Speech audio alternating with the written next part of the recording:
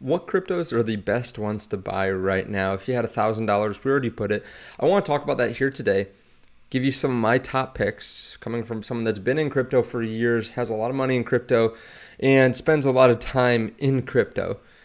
I want to give you those. If you don't mind, hit subscribe underneath the video and hit the like button if you like this kind of content. So I will say right off the bat, I am diversified. I am someone that does not put all my eggs in one basket. I love crypto. I have what I think is a significant amount invested in crypto, but I still have some cash around.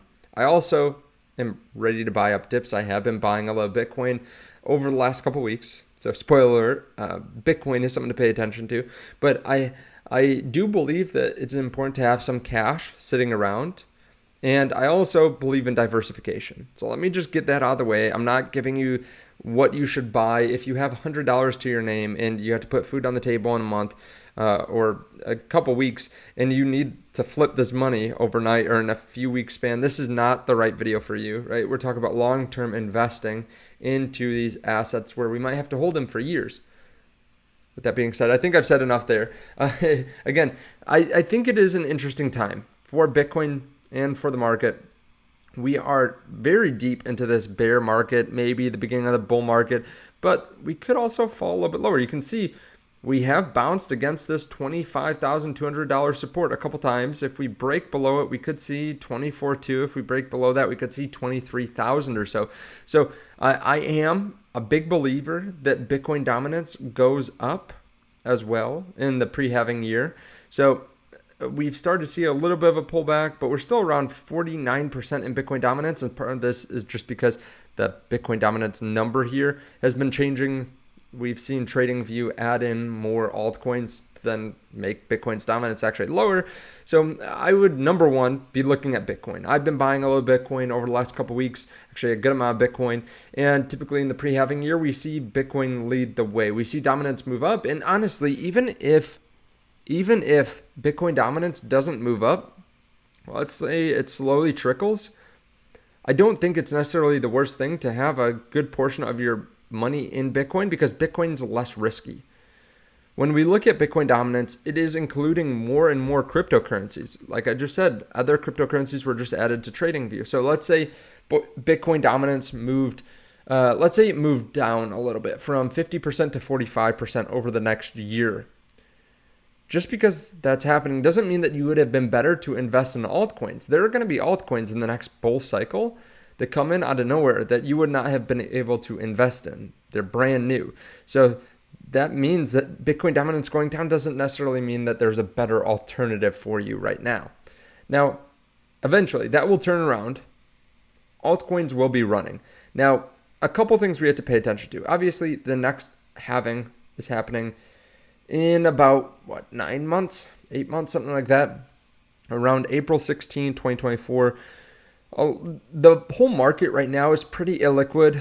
As a percentage of circulating supply, Bitcoin moved in the last 30 days is at an all-time low of 5.4%, so 94.6% is dormant.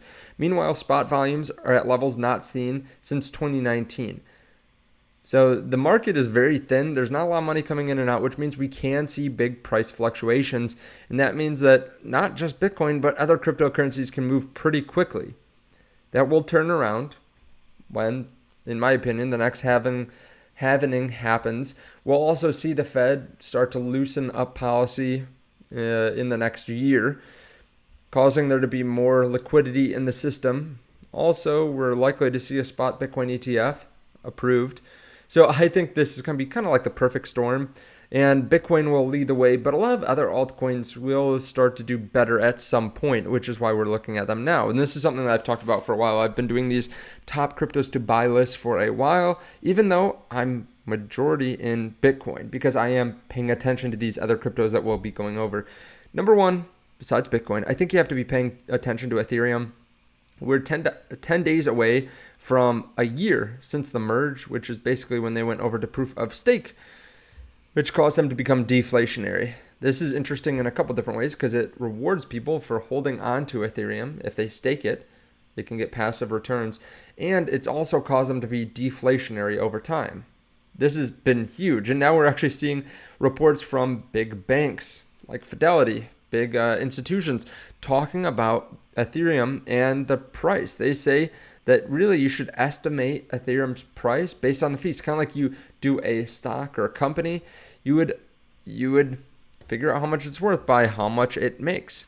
And they go through different growth rates. They're basically saying the modeled price per Ether right now should be about 2,100. They say if it grows over time, it could grow to be much larger, depending on the fee estimate, but it could be worth a significant amount more than where it is right now. We're talking $5,000 or so by 2030. Now, some people might say that's not that great. I mean, we're talking about a 3x in 7 years. But for most markets, that would be incredible. And the fact is you could also get staking on top of that. We'll probably see large fluctuations too. So it's not going to always be the actual value, or it's not going to represent the true value at all times. Like last cycle, Ethereum probably wasn't worth 5,000 or 4,800, but we got up to 4,800. This next cycle, we might get up to 8,000 or so, which is past the real value that it probably should be if we're going by Fidelity's estimates. So I think Ethereum is one that you have to pay attention to. It's definitely the least risky outside of Bitcoin out there. Now, one that I would be staying away from based on what Jim Cramer just said. Jim Cramer is flipped bullish on Binance and says CZ looks like a good guy. I'm bullish here, loading up on their tokens, way oversold. That's weird. First of all, I'm joking that I wouldn't buy a token just because of Jim Cramer. Of course, you always have to do your own research. Just because Jim Cramer says something isn't going to do well isn't necessarily always the case, but it is a bit of a meme that Jim Cramer always picks wrong. And he said the same thing about FTX and Sam Bankman-Fried right before they went under. If this isn't the biggest indicator that Binance is about to go bust, I don't know what is. I do bring a lot of information about Binance regularly and some of the problems that they're going through. I hope they make it through, but there have been a couple sketchy things that have happened in the past, some indicators that maybe there's some things going on there that are a little bit worrisome, and I'm not sure exactly why Jim Cramer would be talking about this, why he's bullish, because he's bearish on Bitcoin, he's bearish on crypto in general, and BNB has done quite well. Honestly, the price has done quite well, but a lot of that is just because a lot of people think that CZ is backing BNB by selling a bunch of their other assets and buying BNB to keep the floor price at like 212 or 208. So I would just be careful of that one. That's next on the list, obviously, in the top 5, if you take out USDT. But let's move down to XRP. Would I buy XRP right now? Honestly, I have not bought it, but at this price, it is quite interesting. This is the same price we were at before the news about XRP and Ripple and the SEC came out, basically that they won their case. And I think it is an interesting price. A couple things that just worry me a little bit is, first of all, it is a large market cap compared to a lot of the other cryptos that we're going to be talking about. $26 billion already. So when the cryptocurrency is larger, there is a chance that it won't have as larger returns. But I'm also invested in Bitcoin, which is 20 times larger. So that's not the biggest thing for me, but you do see that they have about 53% of their supply circulating, which is something I always pay attention to. I like to see that they are close to the fully diluted valuation, or they have to grow a lot. You have to remember that. If they're not close and they're diluting a lot, well, then we need a lot more buyers. You can see, though, some higher highs and higher lows as well over the last year. So I do like to see that. Now, we weren't even close to the all-time high in the last cycle. That's also something I don't love to see. I'd like to see continuous higher highs, cycle to cycle. But honestly, XRP right now, I don't think it's wrong to buy some. I have not bought some yet, just because, again, I haven't bought a lot of alts. But in the next cycle, I could definitely see myself buying some, or in the next handful of months, if Bitcoin dominance moves up, I could see myself buying some XRP, because it is lower than I would have expected based on the news that has come out already. And I do think it is pretty useful for utility. Now, let's continue to move down. Cardano is kind of interesting. I haven't owned it since the last cycle, towards the top of the last cycle. But they have pretty much triple bottomed. I mean, depending on how many you count this, but if you go even months apart, the lowest it hit was around 23 cents or so. It hit 24 cents another time back in December of last year. It hit that again in June of this year. Now it's hitting it again around September. We're right at 25.7 cents. You continuously see lower highs, and you're seeing lower lows as well, even if it's just slight lower lows. So I'm not a buyer of Cardano right now, but I do like the community, and I do think that it could be used and get some more hype in the next cycle. Now, I'm going to be waiting again for dominance to move up, but basically with a lot of these ones that we're talking about where I might buy, if the price gets low enough, I'll probably pick some up. At least, a decent amount, because I do think that they could pump. They have strong communities. They have a lot of people that are interested in them, and they have some developers already. So I think that's a good sign as well. Cardano obviously moves a lot slower than some of the other cryptocurrencies and some of the other teams because they are research-based, but I think there is a place for that. Now, Dogecoin, I won't be touching. I think there is a strong community-ish of people in Dogecoin. There's still some people that love it, but a lot of the speculators have left. So a meme coin, I don't know how much I want to own that versus just buying some more Bitcoin or Ethereum, honestly. Solana is interesting to me, especially if we fall back down. I'd like to pick up some more Solana. They've still stood the test of time even after FTX, and that's something that I wasn't sure about. I wasn't sure they were going to be able to make it through that because of the bags that SBF had and how tied up in the ecosystem they were, but they've been able to make it through. So honestly, Solana, I kind of like for the next cycle.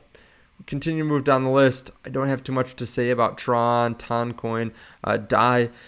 Polygon, I'm still a small holder of Polygon. I still hold some Matic tokens, not as much as I used to. I trimmed a lot of it to go heavier into Bitcoin during the bear market, but we're still far off of our bottom from a year plus ago. Let's take a look. We have moved up a lot. I mean, we went up to $1.40, $1.50, and then have come back down 66% from there. But if we go back to this one day, I believe we went to around, I believe it was 30 cents actually in June of 2022. Now we're still at 55 cents, so still up a decent amount. But I do like Polygon. I think it is pretty useful to have a high throughput layer 2 on Ethereum. Now it is $5 billion in market cap, but when we compare it to some of the other layer 2s on Ethereum, honestly, when you look at the total supply or the fully diluted market cap, it's not out of the question. I mean, the majority of tokens have already hit the market for Polygon.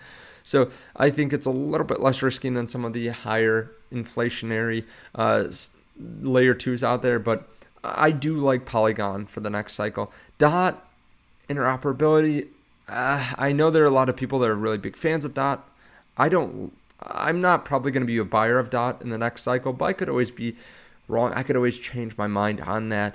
Now, I could continue going through the list. I'll just pick out a few that I think are kind of interesting. I am interested in Cosmos. Honestly, it's been a while since I've checked out Cosmos, but it is one that's on my watch list for the next cycle. We continue to move down. There's just some like Aptos that continuously dump on investors.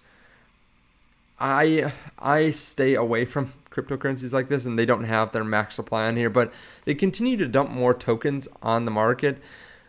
Be careful whenever you're buying new cryptos. Stay away from cryptos that do that, or just to pay attention, make sure that you know that's going to happen, because you don't want to be one of the people that buys and then 7 days later, $100 million is sold or gets given to investors, early investors, and then it's sold on you. Phantom is another one that I hold a small amount in to really pay attention to it for the next cycle. Again, another high throughput cryptocurrency. I am also looking into gaming cryptos specifically. I have a lot more research to do. I think it's going to be I'm going to be paying more attention to it when I think the next cycle's closer, because so much can change in some of these smaller cryptos between now and then. I don't want to put in a lot of time and then just have the team give up, or have some big new announcement, or some new game that I would rather invest in come out, something like that. And there's going to have to be good adoption for that to actually make sense. So that's a list of a lot of them there. One other one that I am heavily invested in, and a lot of the ones I like, I'm invested in. That's just how it works, right? Why would I be telling you to look at these cryptocurrencies? Why would I be bullish if I wasn't already in them at least a little bit, or thinking about buying them? A smaller one that I'm invested in is Con. Con is a newer cryptocurrency. You can see it on the charts here. It's around 3.3 cents, a market cap of 74 million. It is pretty illiquid at this point. I mean, there is some volume, $500,000 or so a day, but it's not moving a ton. Like, it's, again, pretty illiquid, but they are trying to protect against quantum computing for cryptocurrency.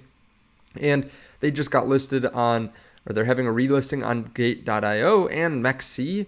So it's one that I continue to watch, I continue to hold, and I am interested to see what they do in the next cycle as well. Now, let me know your thoughts on all this underneath the video. Again, do your own research. I'm not a financial advisor. I can't tell you what to buy or sell. These are just ones that I'm looking at buying in the next cycle, or holding on to through the next cycle. But again, do your own research. I am diversified. Thank you so much for watching this. I appreciate it.